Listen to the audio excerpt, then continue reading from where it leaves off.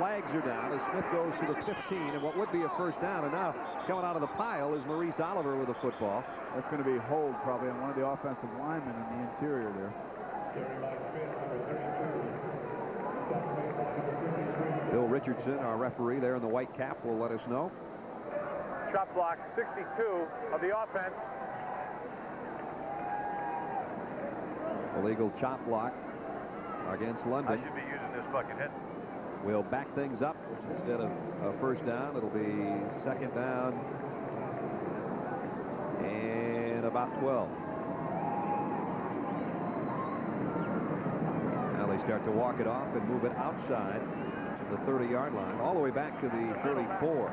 So it's more than second and 12, more like second and 15. I'll tell you what I like there is London comes out, they throw the bomb, they get 80 yards on that, and then all of a sudden they slow it down with the running game. I think that you got to keep them on their heels. You got to keep throwing the ball.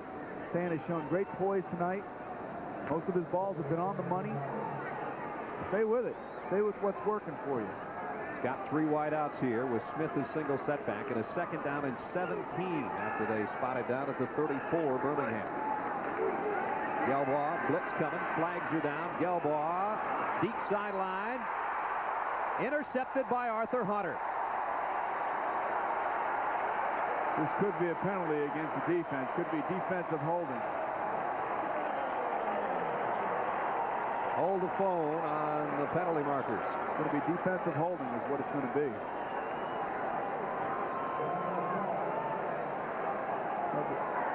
Number 59 of the defense was lined up offside in the neutral zone. 5 yards. They'll call the offside on Maurice Oliver, the outside linebacker.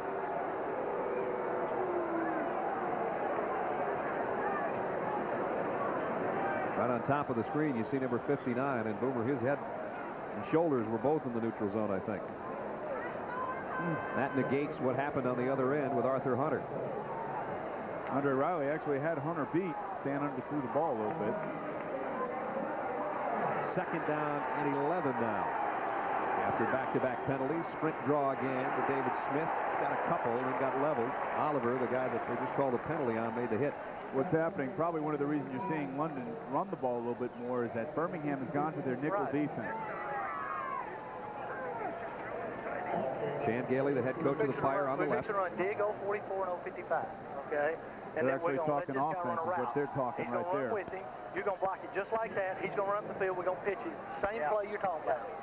London feels that they could run against the nickel defense at Birmingham. Monarchs #1 in the World League on third down conversions. They're going to have to earn this one. Over the middle. That one skips off, and that one's intercepted by Holland. And Holland has it back to the 30-yard line. So Birmingham had one taken away, but that interception will stick. The second of the night, thrown by Gelbaugh.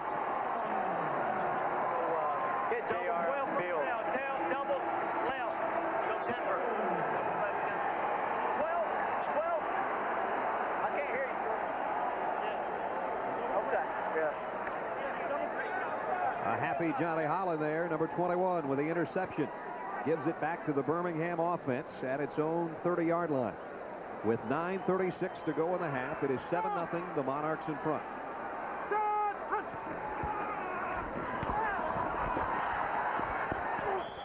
Joe Henderson got 3. Mike Rennan in on the tackle along with Roy Hart. Going back to the interception, Stan threw that ball a little bit high. Doubles left. Gun 044. Dig 044. Dig, not from gun. Dig 044.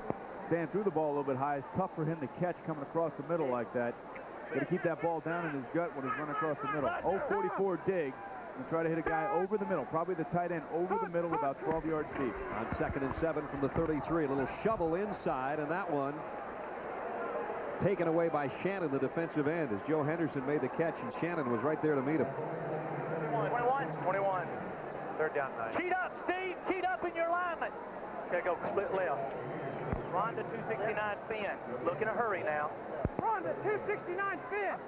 Ronda 269 Finn. That's not a prom date they just called. No, that's going back to the passing tree. He's going to try to throw probably a quick slant here, I believe. Third down and 8 from the 32. Peace sets Now goes deep for Avery. Incomplete. Double coverage back there from Dedrick Dodge and Harvey Wilson. And the fans want an interference call. So does Steve Avery. No penalty marker. I really don't know if that ball was catchable. I can tell you, Lockett's been in the backfield all night long, and Peace just met him again. Other punting situation as Lockett comes off. 1 sack and a bunch of hurries already. 5th punt coming up for Kirk Maggio. Dana Brinson, who fielded the last one and shouldn't have, will have a lot more room to work as a punt returner here. 10 men up for the Monarchs. Let's see if they bring it on Maggio. Penalty markers down. And they whistle the play dead. See if we have a legal procedure on Birmingham.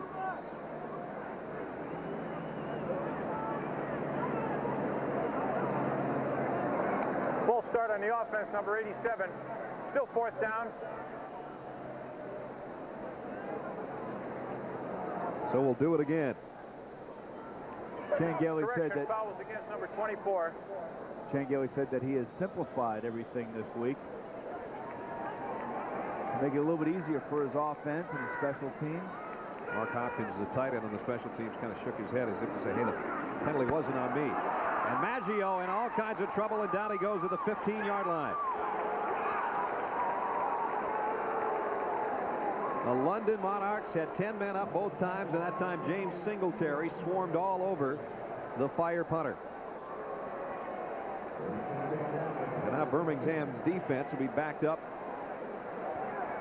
at its own 16-yard line. That's going to be an ugly sight if you're a punter to see 10 guys come at you and 8 of those guys come unblocked. What do you do with the ball? You're fair game. Singletary, who blocked the punt, holding his left knee on the sideline. I mean, there is nobody blocking. I mean, this is like somebody, forget about it.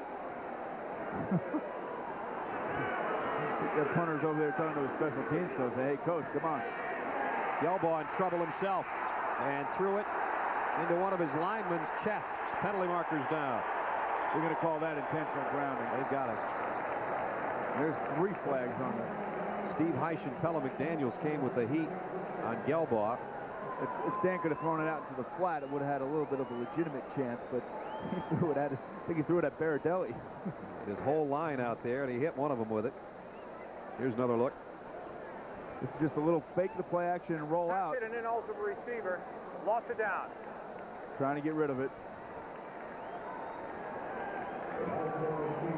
And there's been a lot of linebackers coming unblocked. I'll tell you what. So instead of grounding, Heisch is the guy with the pressure. That pass actually did hit an ineligible receiver, as we told you, so that's the call. Lost it down. Steve Heisch looks like a linebacker. Wait a minute, they're walking the penalty off the wrong way here, if you ask me. Didn't they just move it down into fire territory, or they haven't moved it at all? I don't understand this. They didn't even mark the penalty off. They certainly didn't, and the snap comes, and a screen pass to Garrett. Garrett inside the 10-yard line before he's run down by John Brantley. Diana Nyad's at our studios in New York with another update on the San Antonio-Raleigh game. Brad, on his first run of the night, Raleigh-Durham's Bren Lowry fumbles in his own end zone. Defensive end David Bailey, number 93, recovers for the score. And it's all San Antonio defense so far. They lead 9-0 going into the second quarter. Let's go back to Brad Nessler. Anna, thank you. Well, they don't need the Ryder offense. They got 9 of their own. I still don't understand that penalty call, Boomer. They didn't walk any yardage off. We must have missed something, because I don't understand it either. Alexander heads for the sideline. Give credit to Birmingham's defense, though. They really shored up here. And, of course, London into a field goal attempt. I mean, I think if you're Changeli, you're happy with your defense. I mean, they've been on the field an awful long time tonight. They got to be tired. Oliver, number 59, has been all over the place, including in the neutral zone last series. To dig and check the Western Denver versus the Times. Philip Alexander will attempt a 27-yard field goal. Greg Horn, the punter, will hold.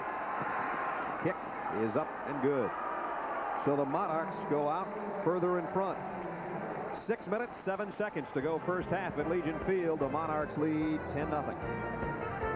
Brown, made in Italy, first appeared at the World's Fair in St. Louis in 1904. It represents the iron ore found in Red Mountain, where the statue sits that yellow light in honor of the troops who have returned home from the Gulf and the ones that are still remaining.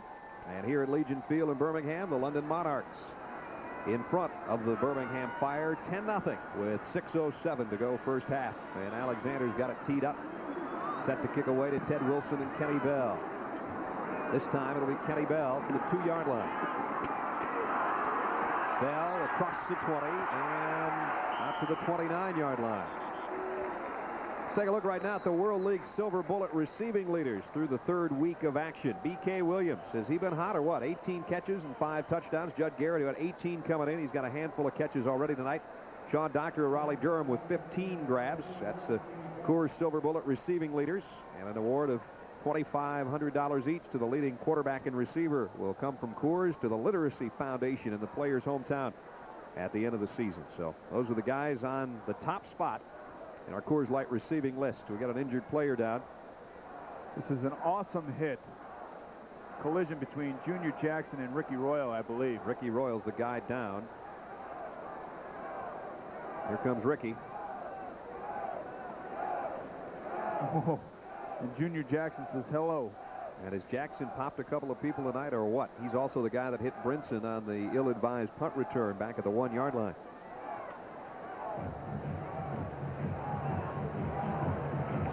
Holding his neck, Junior Jackson made the hit.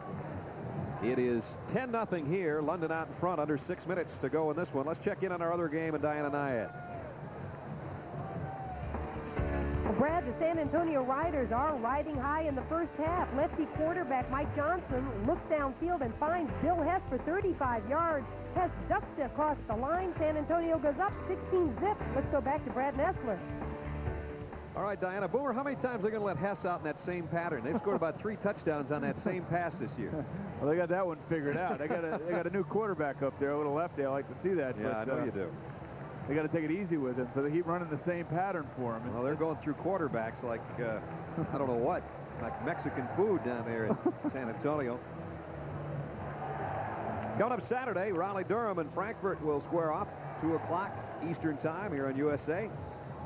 And then 8 o'clock Saturday night to the unbeaten Dragons of Barcelona against San Antonio. Team playing tonight. Next Monday, we'll be at the Meadowlands as the New York, New Jersey Knights and the Sacramento Surge square off 8 o'clock as Boomer Esiason goes back to the New York area where they love him so dearly. And we expect a big crowd in the booth next week if nothing else. Here's Kenny Bell off the left side. He went right and then bounced off to the left and got nice yardage, picked up about 7 yards, second down and 3. Open, left, slide. Left, slide. Open, 336 out. Okay, you hear 336 out. You can look at this. The Monarchs have 156-yard passes and -9 for the Fire. Inside handoff to Kenny Bell, first down, up to the 42-yard line. Ken Solly made the tackle. Bell looks pretty good, as we said, coming off that injury. And I thought he looked like he was hobbling a little bit on that kickoff return, but he picks up the first and moves it out to the 42. I think Birmingham feels like they're probably just going to keep the ball on the ground here. It's a little bit safer for them.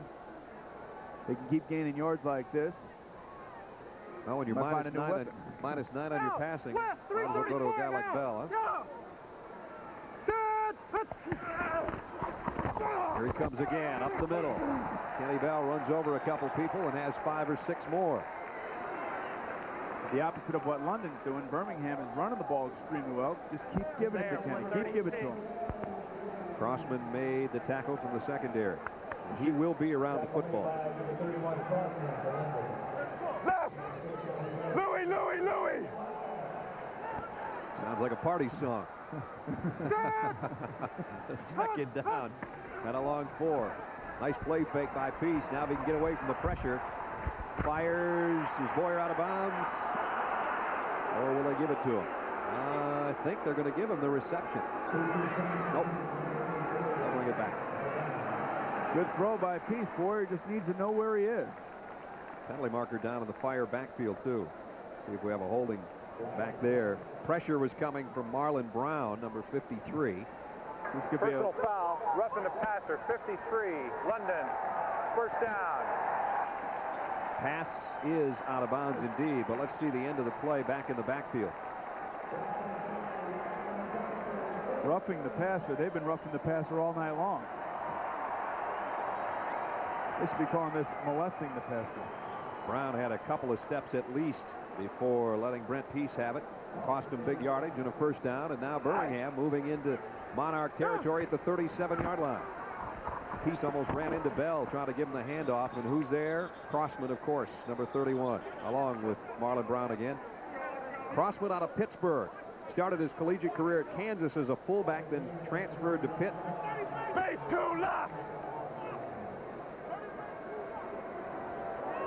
Free agent with the Redskins in 90.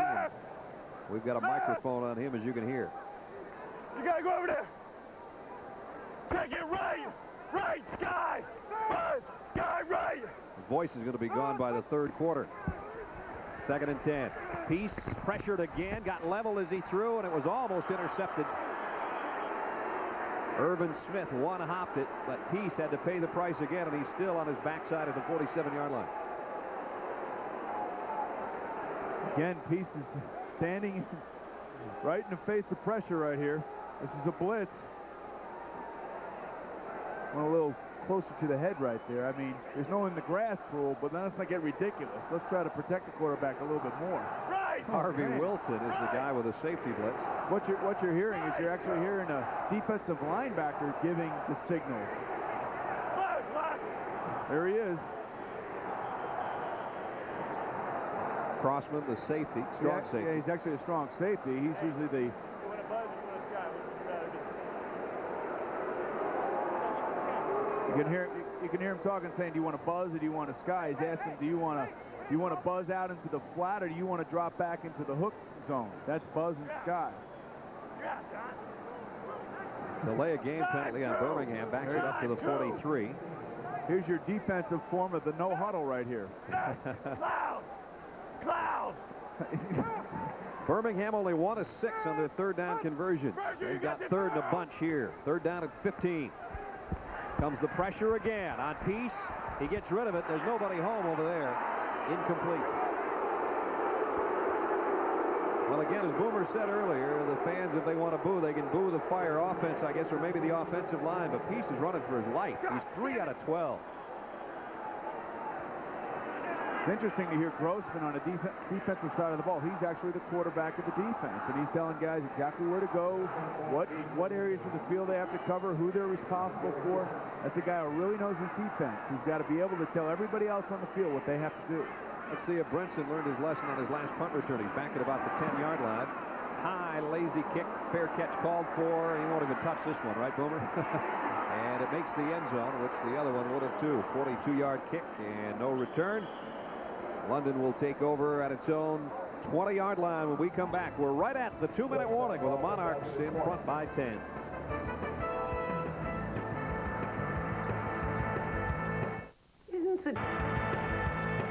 Isn't Sir John late for tea? Yes, I rather think he is. Rather. Jolly good cup of tea, Perkins. Now no one is safe from American football. KFC introduces the World League Challenge Sweepstakes. You could win $1 million instantly, or over 10 million other prizes, including delicious Kentucky Fried Chicken. So rush into your local KFC restaurant and play today. Good luck, dude! No one can guarantee you a perfect world.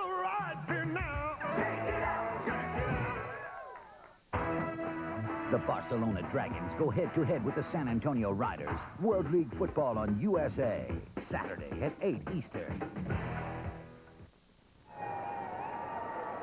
And those three gentlemen are not building a cage for Michael Barkan, but you see the construction at Legion Field, which will be done by mid-August. Coming up in a couple of minutes, Diana Nyad with our Reebok halftime report. American football in London, an interesting feature we've got for you. And most of the highlights will be defensively from London and a little bit of offense that has helped them to a 10-point lead. And they've got the football back at their own 20-yard line. Stan's audibling here. He sees a defense, and he's going to audible to a play that he feels is going to be a little bit better suited. Little draw play to the big guy, David Smith. And you can see Birmingham has their nickel defense in. When we say nickel, they have 4 defensive linemen. They bring in an extra defensive back. Sometimes teams will bring in 6 defensive backs. And in the NFL, they'll bring in 7 at times.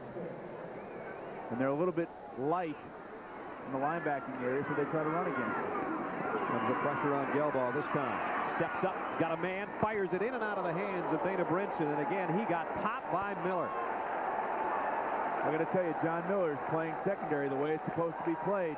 The receiver goes up to get that ball. If he's going to get his hands on it, you're going to make sure he knows that you're around. Tell you what, if somebody told me to pick a couple of safeties, I wanted to hit somebody, I think they'd both be on this field, Crossman and Miller. Number Safeties 31 for London, number 44 for Birmingham. Safeties like Ronnie Lott and Kenny Easley, David Fulcher.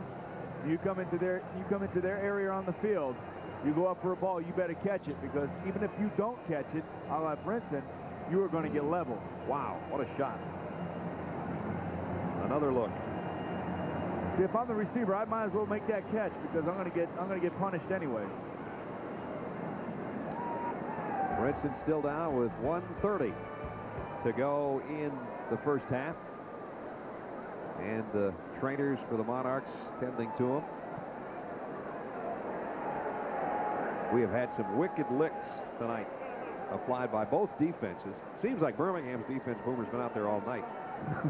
They sure have. Their offense just can't get it going.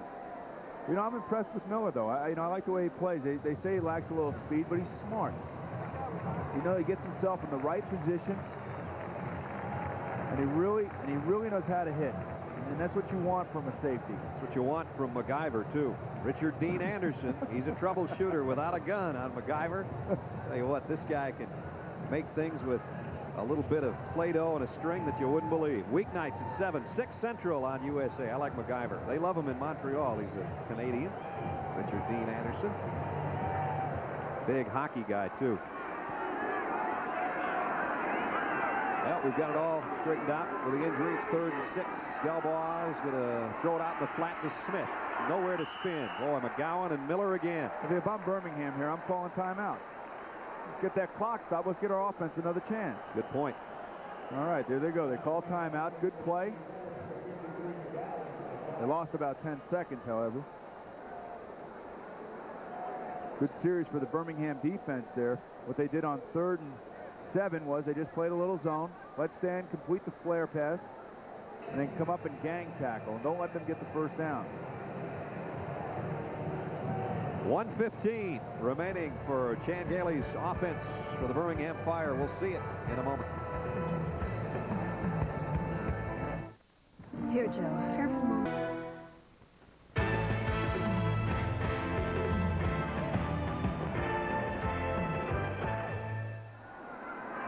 Greg Horn's first punt went only 22 yards. This one a little better effort as he gets a good bounce. Goes out of bounds at the 34-yard line. Make it the 33 as they finally settle in. That's where the Fire offense goes back to work, trying to change the 10-0 score you see with 1:10 to go in the first half. Brent Peace, the passing game for the Fire has been in the negative ledger for most of the night. Their running game picked up a little steam the last time they had the ball.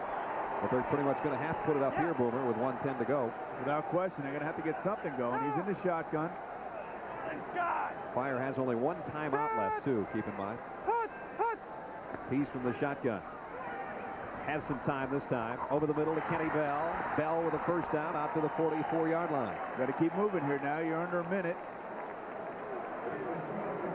Pickup of 11. Here's where you use your no huddle and your 2-minute drill. In this case, the 63-second drill is what Chan Gailey's team has left. Actually, the same rules as in college. If you complete a first down, they're going to stop the clock until they move the chains. Again, Peace with time. In and out of Bell's hands that time. Got to make that catch. You can listen. Okay. Man, 595 flash. 595 flash. You'll see deep outs on the outside, and your tight end will go up the middle deep. Man, 595 flash. Let's listen to what Dan Crossman has to say. Tight end is Hopkins. Bringing 7 guys. Here comes Lockett with some pressure. Peace throws the out. And that's a one-hop job at the 42-yard line to Boyer. He actually released it earlier than when he wanted to throw it. Penalty marker down again, Boomer. This time we might have a holding call. We will have a holding call here. Take him back. Man. 45 seconds now left in the half.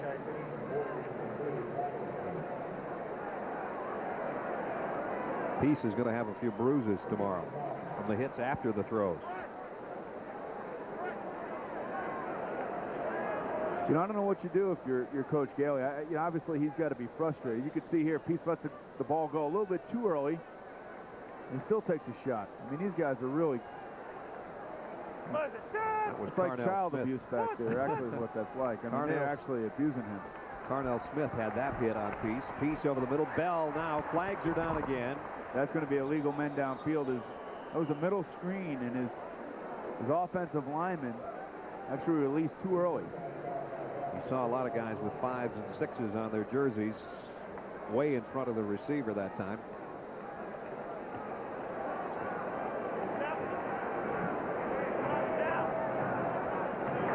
Ineligibles downfield on the offense. Number 50, number 52 lost it down. Anderson and Iniguez. That's Eric Jones. And might we see him before the night's over? As a star at Vanderbilt. There's the numbers he put up at Vandy. I don't know if he wants to go out there right now, to tell you the truth. He said this week, after all the media hype and talk about maybe Brent Peace, that maybe Chan Gailey should pull Brent Peace and give Jones a chance. He said, well, you know, I'm the backup now, and I'll be ready if he gives me a shot. He wasn't going to make any waves. As Boomer said, maybe he doesn't want any part of the Monarchs defense. 3rd down at 20. Watch the screen, Burge. And then Crossman telling him, watch the screen. They'll keep it on the ground to Avery. And if he doesn't pick up about 30 yards, you're going to hear the Boo Birds. You can hear the hitting in there. Crossman's always throwing his head in there. I like London, what they're doing here. London's calling timeout. They know that they've had success rushing the punter of Birmingham. London wants more points. I like it.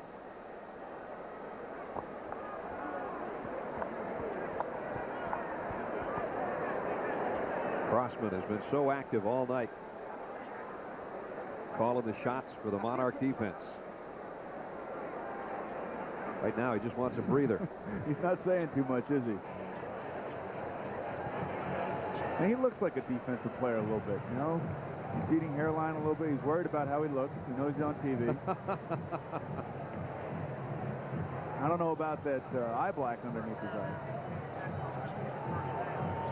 You hear Coach Gailey saying, that they can't protect long enough. I mean, again, he realizes what's going on out on that field. 10-0, London in front. They might as well bring everybody here with 28 seconds left. They've got 9 guys up to try to put some heat on Kirk Maggio, the punter. This is a good place to set up a return for Brinson. Nice punt. Nice punt by Maggio. Brinson, look out, here comes Junior Jackson again. He got away from Jackson. He's down. He's being hit down. Did not get away from Jackson. They'll spot it at the 20. Good coverage by Jackson on that play. Jackson's been all over the field tonight for special teams. Jackson, number 51 for the one-man wrecking crew. See where Jackson just knocks Brinson off balance. The question is did Brinson's knee actually hit the ground? Or at what point did it go down? Oh, yeah, he's down. Right there.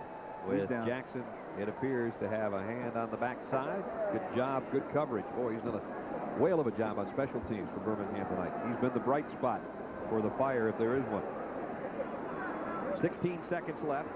Normally you would think maybe a team would just sit on it, but not when they've got the wide receiving core, the bomb squad that the Monarchs have. They will keep it on the ground, though. It's Alexander with a big hole. Out across the 35 to the 36-yard line. Jeff Alexander. They got 2 timeouts left. Okay, they used 1. There's 8 seconds to go. A little bit late. They saved 4 seconds there. 16 yards on this one, Boomer. Well, again, Birmingham has their nickel defense, and so all they're worried about is rushing the passer. Big hole. They actually bring a receiver. Actually, that's Judd Garrett. They bring Judd Garrett in the hole to block from outside. Nifty little play there. Steve Gage finally made the hit in the secondary for Birmingham. I'm impressed a little bit with London because of the travel that they've had to go through. They actually left Gatwick Airport. They flew to Atlanta, and then Atlanta they flew to Nashville, and then Nashville they flew to Birmingham. That's quite a geography lesson, isn't it? And talking to a couple of those players, they said that in total time It seemed like they were on the plane or traveling somewhere. It took about 25 hours to get here, and they're still not adjusted. Here's what happens when you are oceans apart. North American teams going to Europe not faring very well. European teams have had the better of it as they've had throughout 4 weeks of play in the World League. Alexander again got about 8 more yards. His average is going to look nice with the last couple of carries of the first half. That will do it. And the Birmingham Fire's been blown out by the London Monarchs at this point, at least, through half number 1. And the Monarchs doing it on offense and on defense. Let's go down to Michael Barkamp. Bart? Brad, with fire coach Chan Gailey, and yesterday you told us that you thought it would be their offense against your defense. How has that come to fruition, if you will? Well, basically it is. We've given them the ball down here a couple of times, and our defense has done a pretty good job of holding them out. They got the first drive down there, and we just got to do something offensively. That's what's killing us right now. We can't protect the passer, and that's killing us. Is that because your personnel or because of their personnel? They got big guys, they're quick off the ball, and they're in there all the time on Brent. Well, obviously it's both. You know, it's some of them and some of us. We're not doing it, and they are. And we got to figure out something to do to be able to move the ball and keep our defense off the field. All right, Coach. Thanks a lot. Back to you, Brad. All right, Michael, thank you. Halftime at Legion Field in Birmingham. Larry Kennon's Monarchs with a 10-point cushion. We'll be back with our Reebok halftime report and more in a moment.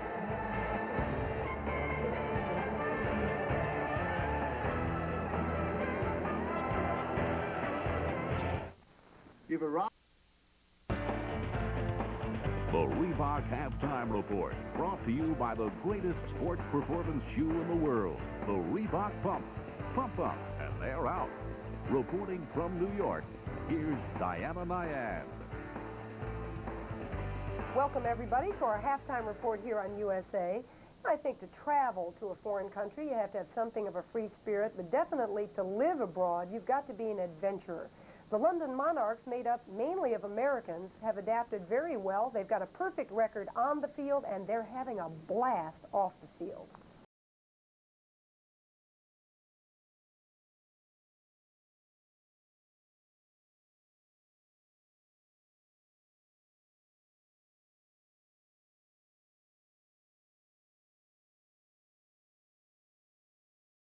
I have some fish and chips, but they give you chips every day in the cafeteria.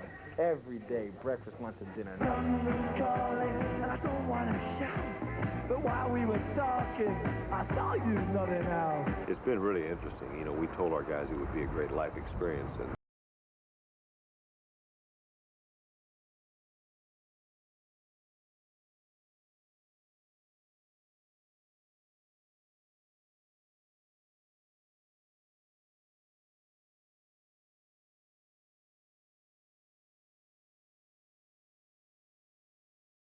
Town north of London called Bushy. They live in dormitories on a school campus. And now that they're here, they have no choice but to amalgamate themselves into the British culture. Chance to come over to England or, you know, Frankfurt, Germany, or Barcelona, Spain was the reason that I wanted to do it. And to be over here is just a tremendous experience.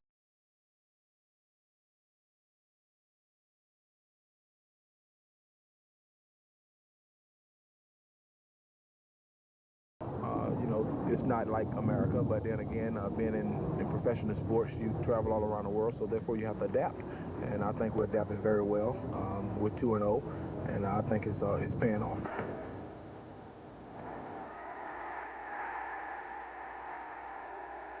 We're as big as any team in the NFL, and as soon as we started developing an attitude, we're not going to be pushed around, we're going to push around. And some people started calling us Nasty, and we kind of adopted the name. We called ourselves the Nasty Boys from that. This is the Nasty Boys, Call to the Wild. Bear leads it. Go ahead, Bear. Ready, boys? 1, 2, 3. Come on! Their camaraderie continues off the field at the Red Lion, a local pub in town that has become their home away from home. You're practice all day, you're banging heads, you're in a football mode. I think you need to come here, kick back, have a couple beers, and just slip away. You know, talk about something else. It really eases your mind. But back on the field, it's all business. The business of entertaining the English fans and familiarizing them with a game that is somewhat foreign to them. At first, they were a little bit standoffish. They didn't really know how to take the game, but once everyone got into it, and as I'm sure you saw the game as well, they were excellent, as good as any fans you could expect to have. That's our second game and our second time. We'll be back for every game. Everybody I've met that knows about the London Monarchs are just as excited as if we were, you know, an NFL team in that respective city. If these boys can get us to the World Bowl, you'll see a whole new dimension to sports following for football here. So far, this undefeated season has been a party for the Monarchs and for their fans who have been giving them the royal treatment. Well, it sure looks like this is more than a sports experience for the guys on the London Monarchs team. It looks like a full life experience, and I'm envious of them. We're going to return to Brad Nessler and Boomer Esiason in Birmingham right after these messages. You're watching the World League on USA. Where the...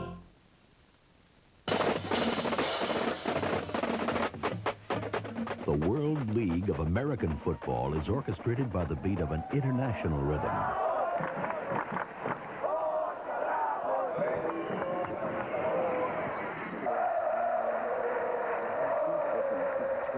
Shoot offensive wird sehr viel gesprochen im Augenblick in der World League.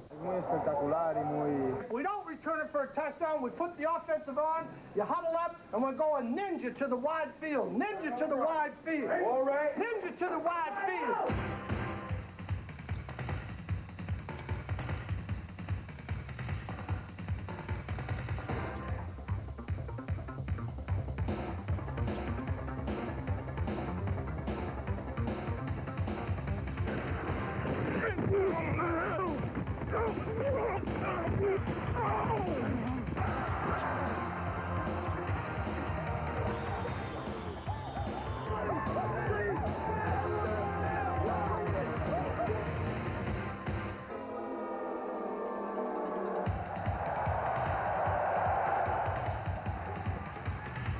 Here's Bell with a Statue of Liberty handoff to Mitchell. Mitchell fumbles. Now Mitchell's going to throw a pass. He's got a man wide open. He's got a 10-5 touchdown. The World League of American Football. It's out of this world.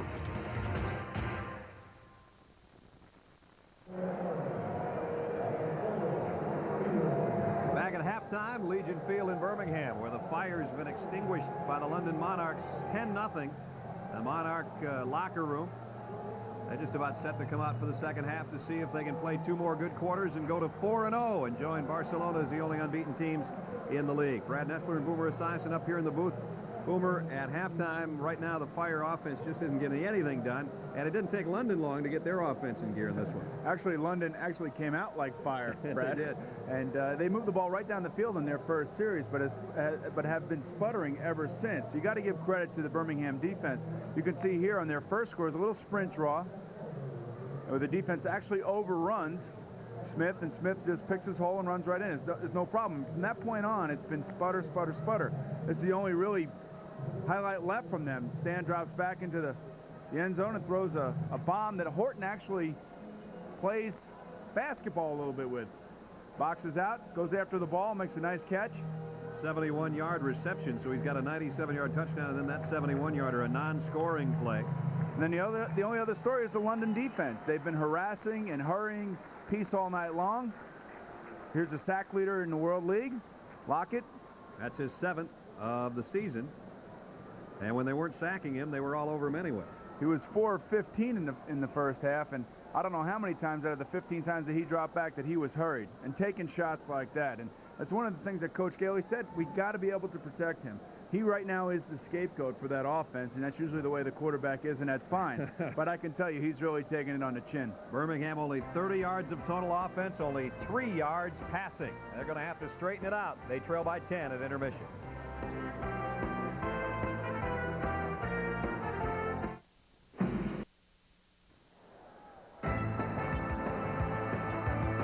The World League on USA is brought to you by AT&T, the right choice, by the Coca-Cola Company and your local Coca-Cola bottler, and by Allstate. For home, auto, life, and business insurance, you're in good hands with Allstate. Your job stuff sometimes too, isn't it? Quick words from Coach Larry Kennan on the second half. What do you want to see? Well, a little more of the same than we had in the first half. We have a 10-0 lead. We need to execute a little better on offense and keep doing the same thing we're doing on defense. Birmingham's a good football team, as our guys know, and they're proving it tonight. Here we go, back upstairs. All right, Bark, thanks. A yard in the end zone is Dana Brinson. And out he comes with it, and got only to the 14. You have to bring it out of the end zone in the World League rules, or they'll spot it at the 10, and he got it past that point. It's a little bit past that point. Let's take a look at the halftime stats, Boom. Absolutely inept for the Birmingham offense. Look at the passing yards. You can see 3 yards for Birmingham. Again, you need protection before you can throw, but you got to give credit to the London defense also. Third down conversions, 3 of 7, 1 of 8, not very good for either team. The turnovers, 2 of them, have hurt London. Time of possession, you wouldn't realize that Birmingham has had the ball longer than London, but, you know, stranger things have happened in football. Take away that 6-yard touchdown gallop by David Smith, and these offenses have been kind of offensive tonight to watch. Gelbaugh pump fakes and had it blocked at the line, still caught by Garrett. Picked up about 3 yards. Now they're protecting for Gelbaugh on the London side. That's the nasty boys. That's what they call themselves, the offensive line. Big group of guys.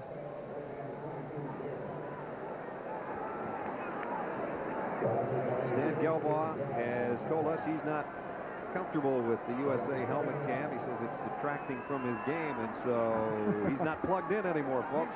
That's a whole new excuse I've never even heard of, but that's pretty good, though. I'll give him credit for it. He's a Maryland guy. Keep that in mind. Second down at 7. Gelbaugh with some pressure, going deep. Man out there's Horton. He's got it inside the 35 to the 32-yard line.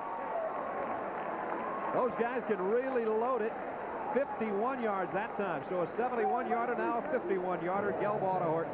That was a beautiful throw by Stan to Horton. This time Horton got inside of Tracy Sanders. Stan leads him inside, away from the defensive back. Where the free safety was, I have no idea. Good ball by Stan that time. Horton's right on the money. Horton's not going to hurt that per-catch average, is he? 2 catches, 71 and 51 tonight. Came in averaging 26 a grab. First down, London. Gelbaugh, pressure, down he goes this time. Otis Moore got the backside pressure. Pella McDaniels cleaned up. Otis Moore actually ran around Steve Gabbard.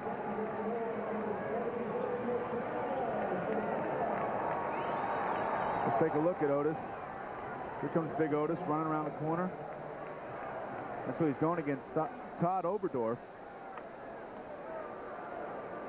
Loss of 9. Otis Moore, who started his collegiate career at Clemson as a linebacker before bulking up to the 271 pounds he is now. A 9-yard loss. It is 2nd and 19. Back at the 42-yard line. Putting some heat on Gelbaugh again, but he got rid of it across the middle, and Garrett's got his 8th catch of the night.